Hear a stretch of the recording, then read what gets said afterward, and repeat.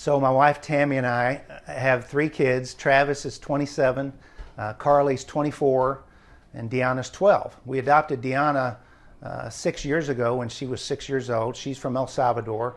And Tammy and I at the time were age 50 and 47. And a lot of people ask us, well, how did you come to the decision to adopt another child at that age when you had 2 biological kids who were already pretty much grown? It's a great question.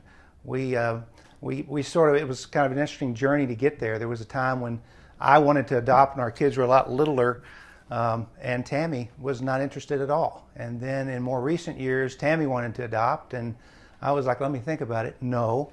I was approaching, sort of this empty nest scenario and really a lot of freedom in mind, thinking I could do a lot of different things, maybe job-wise, ministry-wise.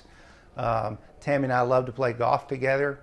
Maybe we do a little bit more of that. And so it took us a while to get to the place where both of us were really interested in adopting. And I think what it really boiled down to for me is not that I had any great call from God or any word from God that just said you must adopt, but it was really more a situation of, as I think about what I want to do with the next season of my life. I'm a middle-aged guy, maybe a little more than middle-aged to some people, but at age 50, I was like, what could I do with the rest of my life? And I think maybe the most important thing, I think the conclusion I reached was that really nothing I could do or have ever done could be more important than just being a dad. I thought a lot about what I've done in business, ministry, personal life.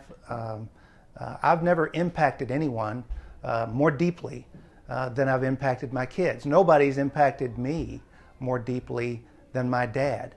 So really, being a dad, I concluded was my calling for my next season, as it had been for the last seasons of life. And so, it's probably the hardest decision I've ever made. Probably the best decision I've ever made. And parenting, it's hard. It's the most rewarding and difficult and important thing I've ever done.